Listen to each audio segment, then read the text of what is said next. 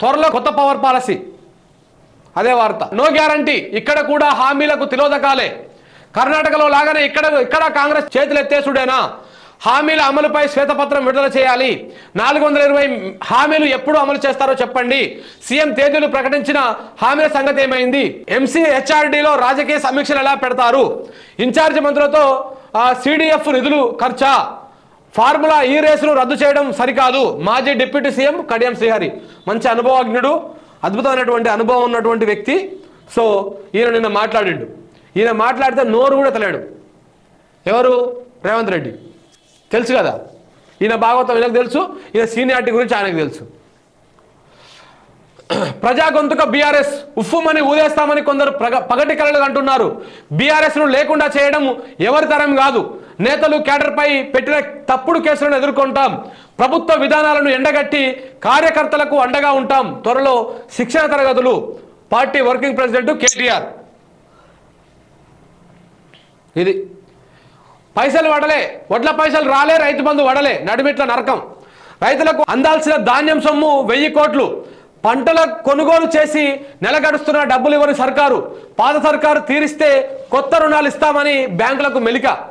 పాత అప్పు తీరిస్తే కొత్త అప్పు ఇస్తామని బ్యాంకులు మెలిక పెడుతున్నాయంట. యాసంగి పంటకు పైసలు లేక అన్నదాతల ఇబ్బందులు. ఇస్తారా ఇయ్యరా? కాంగ్రెస్ వస్తే రైతు బంధు డబ్బులు పెంచి ఇస్తామన్నారు. పెంచిచ్చుడు ఏమో కానీ అసలు పైసలు కూడా రాలేదు. బీఆర్ఎస్ సర్కారు ఉన్నప్పుడు అదనుకు పైసలు ఇచ్చి పెట్టుబడికి రందు లేకుండా చేసింది. నేను 6 ఎకరాలు వరి మక్క వేసిన, యాసంగి పెట్టుబడి సాయం ఇంకా అందలేదు. అసలు ఇస్తారా ఇయ్యరా తెలుస్తలేదు. పెట్టుబడులకు ఇబ్బంది అవుతుంది. ఇచ్చిన మాట ప్రకారం కాంగ్రెస్ ప్రభుత్వం రైతు బంధు డబ్బులు ఇవ్వాలి. ఇస్తారా? మరి ఇస్తారా ఇయ్యరా? చెప్పండి, ఏదో ఒకటి చెప్పండి. పచ్చకొక్కలు వచ్చినట్టు మన కామెంట్ సెక్షన్లకి వస్తాయి. ఈ రోజు ఒక్కరోజు మనతో తీసుకోకపోతే వాళ్ళకు నిద్ర పట్టదు. తప్పెవరిది శిక్ష ఎవరికి? రోడ్ల మీద దరఖాస్తుల చర్యలపై విమర్శలు. తప్పు చేసిన వారిపై చర్యల విషయంలో పక్షపాతం. ఉన్నతాధికారుల తీరుపై సిబ్బంది ఆగ్రహం. రోడ్డెక్కిన ప్రజాపాలన చర్యలపైన సర్వత్రా విమర్శలు. నమస్తే కథనంతో లోపాలు సరిదిద్దుకుంటున్న జిహెచ్ఎంసీ. శభాషచ్చం అంట. అదే చాక్లెట్లది, గంజాయి చాక్లెట్లది గుట్రట్టి చేసారు. నేనే నెంబర్ 2. మంచి వార్త ఉన్నాయో వీడు. నేనే నెంబర్ 2. ముఖ్యమంత్రి తర్వాత నేనే. క్యాబినెట్లో బలమైన శాఖ నాదే. సభా వేదికలపై చెప్పుకుంటున్న మంత్రి పొంగులేటి శ్రీనివాసరెడ్డి. కాంగ్రెస్ వర్గాల్లో తీవ్ర చర్చ. అంతే మరి, ఆయననే. మరి ఆయన కోసమే ఇదంతా కథ. రైతు బంధు పైసలు ఈయన అడుగురు, మీరు కరెక్ట్గా తెలుస్తుంది. రైతు బంధు పైసలు ఏడుకోనియో కరెక్ట్గా మీరు అడగాల్సిన వ్యక్తిని ఈయన అడిగితే తెలుస్తుంది మొత్తం వెంటనే.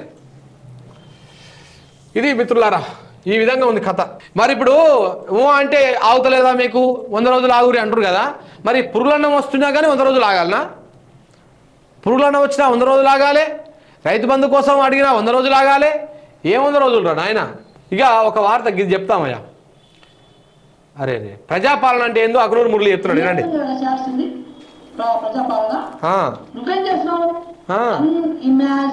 సంపద అంటే ఊహించలేనంత సంపద. అయ్యో, అంత సంపద ఎట్లా వచ్చింది మీకు?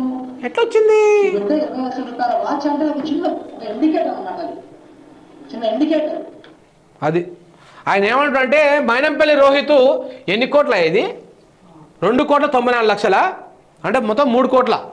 3 కోట్ల విలువైన వాచ్ పెట్టుకోవడంతో ఇది ప్రజాపాలన అవుతుంది. నీ కొడుకు గత చిన్న వాచ్ పెట్టుకున్నాడు అని చెప్పేసి అగ్నూరు మురళి చెప్తున్నాడు అనమాట. మంచిగా మిక్స్ చేసారు, బాగానే మంచిగానే ఉంది.